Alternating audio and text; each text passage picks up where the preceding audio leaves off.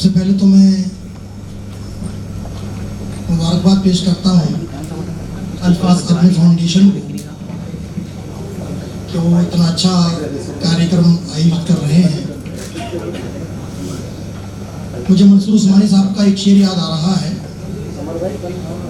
कि अल्फाज सो न जाएं किताबों को ओढ़कर, अल्फाज सो न जाएं किताबों को ओढ़कर, ऐ दानिशवरान कौम जरा जागते रहो। मंसूर साहब ने ये शेर समाज के प्रबुद्ध वर्ग से, इंटेलेक्चुअल से कहा था कि इन अल्फाज को जिंदा रखना है। अल्फाज अगर जिंदा रहेंगे तो समाज जिंदा रहेगा।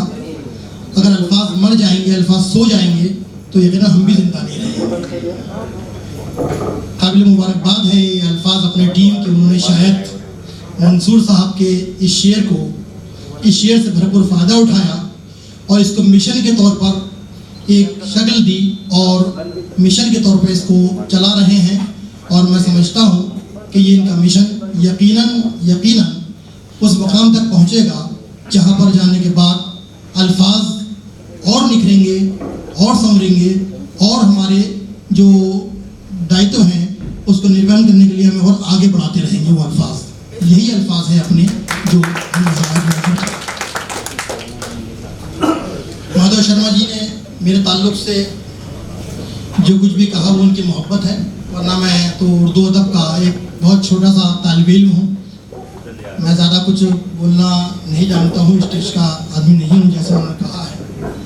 लेकिन अभी मैं देख रहा था कि अभिव्यक्ति सिन्हा जी ने ये कहा था कि हमें जिगर के ताल्लुक़ से बहुत कुछ सीखने को मिलेगा, पढ़ने को मिलेगा, समझने को मिलेगा, सुनने को मिलेगा। और जीवन के बहुत से पहलू जिगर साहब के ऐसे हैं जो लोगों के सामने अभी तक नहीं हैं। तो मैं कोशिश करता हूँ कि वो चंद पहलू जिगर की शख्सियत यहाँ पेश कर दी जाए जिससे मालूम हो सके कि जिगर किस तरह शायर बने और वो क्या चीज़ थी जिसने जिगर को इस मकाम तक पहुँचाया है। मुरादाबाद की अदबी तारीख कमोबेश 3 सदियों से गज़ल की खुशबू लुटा रही है। 18वीं सदी में गज़ल को उरूज की मंजिल तक पहुँचाने का सेहरा था, तो 19वीं सदी में ज़की मुरादाबादी ने तमाम हिंदुस्तान में मुरादाबाद का नाम रोशन किया।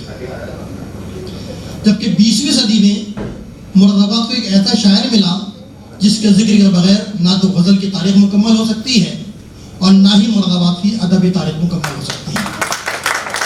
हकीकत तो यह है कि आज अदबी दुनिया में मुरादाबाद की पहचान ही उस शायर से होती है जिसे शहंशाह तगज़ुल हज़रत जिगर मुरादाबादी कहा जाता है।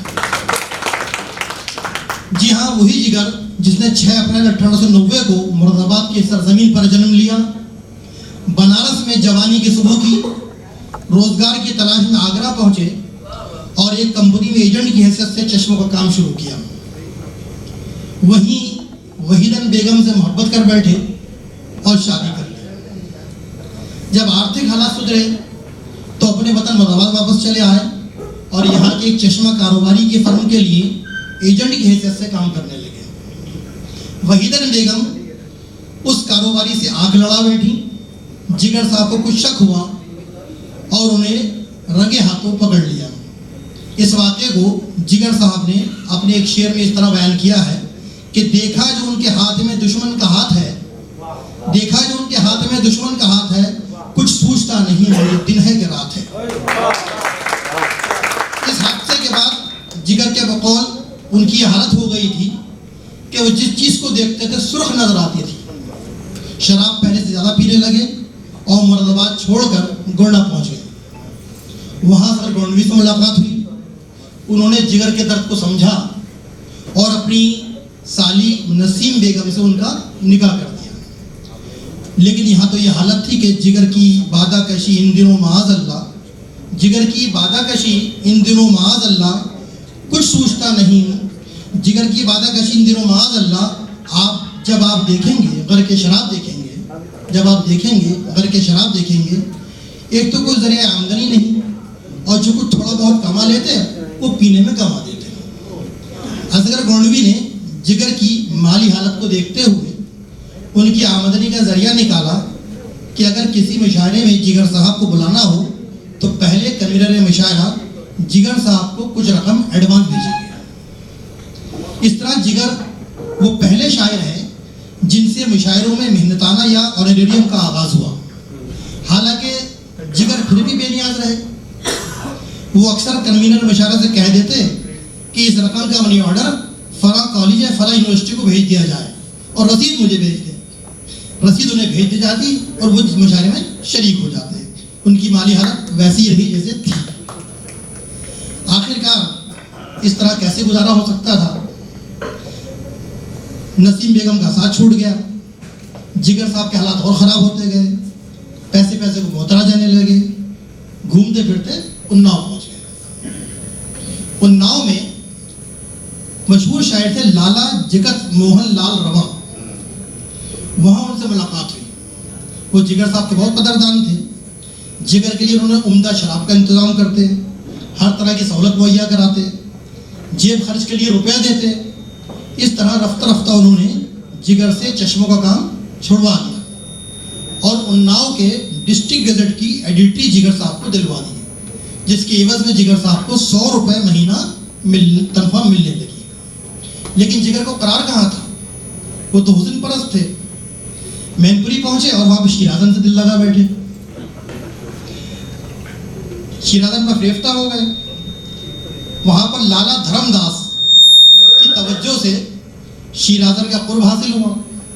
शिराजन को जिगर साहब प्यार में शिराज और उनके मकान को तूर कहते थे। इसी निस्बत से उन्होंने अपने फारसी कलाम को, फारसी गज़लों को जिगर साहब ने बादे शिराज और अपने गज़लों के मजमूए को शोले तूर का नाम दिया। शिराजन से जिगर की मोहब्बत बहुत पाकीज़ा रही मगर अंजाम को नहीं पहुंच सकी। आखिर में जिगर फिर गोंडा लौटे, शराब से तौबा की और नसीम बेगम से दोबारा निकाह कर लिया। काम आखिर जज्बे बेख्तियार आ ही गया। दिल कुछ इस सूरत से तड़पा उनको प्यार आ ही गया। दिल कुछ इस सूरत से तड़पा उनको प्यार आ ही गया। अब जिगर की हालत हो गई कि वो नसीम के बगैर नहीं रह सकते थे। वो नसीम को अपनी नज़रों से एक पल के लिए भी ओझल नहीं होने देते थे। यही वजह है कि उन्होंने अपनी आखिरी आरामगाह यानी अंतिम विश्राम स्थली के लिए भी गोंडा को चुना और इस तरह 9 सितंबर 1960 को हजारों चाहने वालों को रोता लगता छोड़कर दुनिया से चले गए। जान ही दे दी जिगर ने आज पाए यार पर, जान ही दे दी जिगर ने आज पाए यार पर, उम्र भर की बेकरारी को करार आ ही गया और दिल को करार रूह को आराम आ गया। मौत आ गई कि दोस्त का पैगाम आ गया। नगर नगर फिरने वाले जिगर ने जिंदगी के बहुत से चढ़ाव उतार देखे, गैरों के करम अपनों के सितम देखे। इसके बावजूद मुरादाबाद को उन्होंने अपने नाम का अटूट हिस्सा बनाकर रखा। मुरादाबाद से उनका जो लगाव था वो कभी कम नहीं हुआ। एक मरतबा का वाकया है कि एक मुशायरे के स्टेज से नाज़िम मुशायरा ने, संचालक ने कहा कि अब मैं हिंदुस्तान के मशहूर शायर हज़रत जिगर को ज़हमत कलाम देता हूँ। जिगर साहब बड़ी बेनियाजी के साथ अपनी जगह पर बैठे थे। दूसरे शायरों ने जिगर साहब से कहा कि हजरत आपको बुलाया जा रहा है। जिगर साहब ने जवाब दिया कि नाजिम साहब किसी जिगर साहब को बुला रहे हैं, मैं तो जिगर मुरादाबादी हूँ। इस वाक़े से मालूम होता है कि जिगर साहब को मुरादाबाद से कितना लगाव था कि वो खुद को सिर्फ जिगर कहलवाना भी पसंद नहीं करते थे। ये बात तो रही मुरादाबाद से लगाव की। थोड़ा आगे बढ़ी तो मादर वतन हिंदुस्तान से उन्हें जो मोहब्बत थी वो भी मिसाली थी। तक़सीम मुल्क के वक्त जब जिगर के बहुत से मिलने वाले पाकिस्तान चले गए और जिगर साहब से भी चलने को कहा गया तो उस वक्त उन्होंने माहाना मैगजीन नकूश, एक मैगजीन निकलती थी लाहौर से, उसके एडिटर थे तुफैल साहब, उनको एक ख़त लिखा और उसमें लिखते हैं कि मैंने फैसला कर लिया है कि जीऊँगा तो हिंदुस्तान में, मरूंगा तो हिंदुस्तान में। एक वक्त पाकिस्तान में ख्वाजा नाज़िमुद्दीन गवर्नर जनरल था। हुकूमत पाकिस्तान की तरफ से जिगर साहब को एक कोठी और 3000 रुपये महीने की पेशकश की हुई, लेकिन जिगर साहब ने कहते हुए ठुकरा दिया कि मेरी गैरत गवारा नहीं करती कि मैं अपने आराम की खातिर वतन के साथ नमक हरामी करूं। एक बार जिगर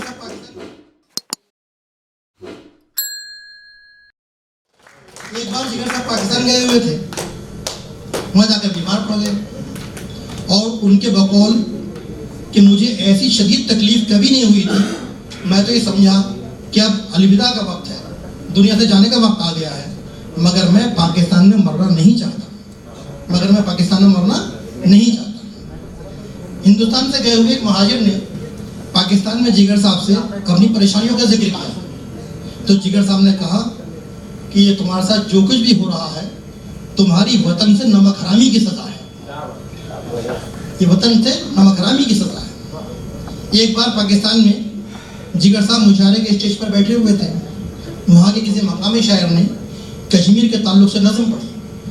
जिगर साहब एहतजाजन स्टेज छोड़कर चले गए। जिगर साहब की मशहूर नज़म है भाग मुसाफिर भाग, मेरे वतन से मेरे चमन से भाग। इस नज़म में उन्होंने अपने वतन के हुक्मरान तबके से कुछ शिकायती अंदाज अख्तियार किया है। जब उनसे पाकिस्तान में इस नज़म की फरमाइश की गई तो उन्होंने जवाब दिया कि वो अपनों की शिकायत अपनों से थी, उसे गैरों के सामने नहीं पढ़ सकता। जिगर साहब की नज़म उनके मजमूए आतिश गुल में शामिल है, जिसे साहित्य अकादमी पुरस्कार मिल चुका है। जिगर साहब की गज़लों के 3 मजमूए दागे जिगर, शोले तूर, आतिश गुल उनकी ज़िंदगी में छप चुके थे। आतिश गुल पर साहित्य अकादमी पुरस्कार भी मिला। 1958 से उनके इंतकाल तक जो कलाम छपने से रह गया था उसे जिगर के सबसे पहले शोधकर्ता डॉक्टर मोहम्मद इस्लाम ने याद जिगर के नाम से प्रकाशित किया और जिगर का सारा कलाम अब कुल्लियात जिगर के रूप में दस्तयाब हो जाता है। सवाल ये पैदा होता है और ये स्वाभाविक भी है कि वो क्या चीज़ है जिसने जिगर को शोहरत की इस बुलंदी तक पहुंचाया। इसका सादा सा जवाब ये है कि जिगर ने जिस दौर में शायरी की, उस दौर में महबूब के हुस्न जमाल, सौंदर्य की तारीफ और उससे प्रेम की बातें आम थी। ये एक ऐसा विषय था जो तमाम शायरों के वहाँ मिलता है। अगर कोई फ़र्क होता था तो वो सिर्फ ज़बान, बयान, अलंकार, उपमा, रूपक, मुहावरों वगैरह का सहारा लेकर अपनी उस्तादी साबित करने की कोशिश की जाती थी। जिस शायर के वहाँ ये चीज़ें ज़्यादा होती थी उसे उस्ताद मान लिया जाता था, या जो नोक पर ज़्यादा दुरुस्त कर लेता था वो उस्ताद माना जाता था। इस भीड़ से जो बचकर निकल जाता था या अपने विवेक से कुछ नया करता था वही अपने दौर का नुमाया शायर हो जाता था। और आज भी यही होता है। ऐसे शायरों की संख्या उंगलियों पर गिनी जा सकती है। इन्हीं में जिगर का नाम भी शामिल है। जिगर की शायरी के 2 नुमाया पहलू हैं जिसने जिगर को जिगर बनाया है। एक तो ये कि जिगर की शायरी में कोई फलसफा या दर्शन नहीं है, बल्कि व्यवहारिकता है। वो सुनी सुनाई बातों पर शायरी नहीं करते, बल्कि उन्होंने अपनी ज़िंदगी में जो कुछ देखा, सोचा, समझा और जो कुछ उनके साथ घटित हुआ उसे अपने शेरों में पेश करने की कोशिश की है। जैसे अभी प्रकाश साहब ने भी कहा था कि विरोधाभास होता अक्सर शायरों के वहाँ, कहते कुछ है जीवन में कुछ होता है। जिगर साहब की खूबी यह है कि अगर वो शराब पीते थे तो उसका उन्होंने इजहार किया है, खुलकर किया है। जो कुछ भी उनका हुस्न का साथ का मामला रहा तो खुलकर उन्होंने किया, वही उन्होंने पेश किया। आगे खुद लिखते हैं कि तकल्लुफ से तसन्नु से बरी है शायरी अपनी, तकल्लुफ से तसन्नु से बरी है शायरी अपनी, हकीकत शेर में जो है वही है ज़िंदगी अपनी। हकीकत शेर में जो है वही है ज़िंदगी अपनी। यानी उनकी शायरी, उनकी ज़िंदगी 2 अलग अलग चीज़ें नहीं थी, बल्कि जो ज़िंदगी है वही शायरी है, जो शायरी है वही ज़िंदगी है। उन्होंने अपने मजमे शोले तूर में लिखा भी है कि मुझे अपने शेर व अदब पर सबसे बड़ा फ़ख्र, सबसे बड़ा गर्व ये है कि मेरी ज़िंदगी और मेरी शायरी में बिल्कुल मुताबिकत, समानता है, तज़ाद यानी विरोधाभास नहीं है। जिगर की यही खूबी उन्हें जदीद गज़ल के करीब भी लेकर आती है। यानी आधुनिक गज़ल जैसे हम कहते हैं वो यहीं से शुरुआत उसकी हो जाती है कि जो हम देख रहे हैं, जो परिस्थिति हमारे सामने उसे हम पेश कर रहे हैं। कुछ पेश कुछ करना है तो ये सही बात नहीं है। एक अच्छे शायर, एक अच्छा साहित्यकार की चीज़ अच्छी नहीं है, बल्कि जो कुछ देखता है, जो कुछ महसूस करता है, जो कुछ सोचता है, जो कुछ समझता है, उसे ऐसे ही पेश करने की कोशिश की जानी चाहिए। और जिगर ने यही किया, इसलिए बड़े शायर हैं।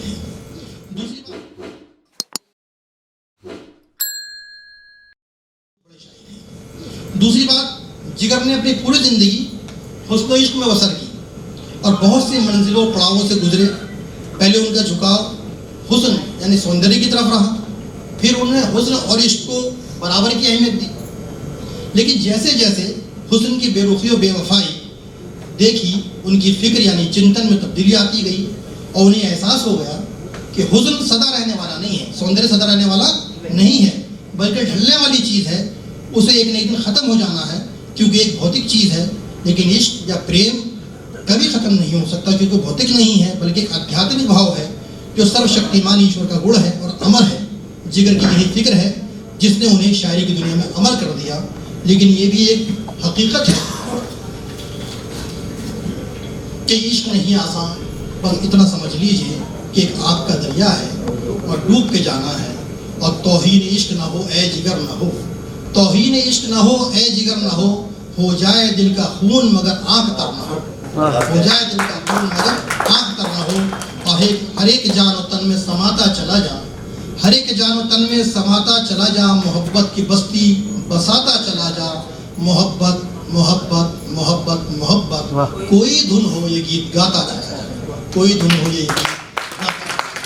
जिगर के इस पैगाम को, इस पैगाम में मोहब्बत को हम लोगों ने पकड़ा हुआ है इंशाअल्लाह। और ये उनका पैगाम हम पकड़े हुए हैं कि उनका जो फ़र्ज़ है वो अहले सियासत जाने, मेरा पैगाम मोहब्बत है जहाँ तक पहुँचे। और मैं आज के इस प्रोग्राम में यहाँ आकर ये भी खुशी महसूस करता हूँ कि जिस तरह जिगर को लाला धर्मदास मिले, जगत मोहन लाल रवा मिले, अल्हम्दुलिल्लाह आज भी जिगर को अभिव्यक्ति सिन्हा, अमर सत्याना, आकृति सिन्हा और उनकी पूरी टीम जो है मैसर है, जो जिगर साहब के नाम पर कायम रखे हुए हैं। इन्हीं अल्फाज के साथ मैं अपनी बात को यहाँ ख़त्म करता हूँ।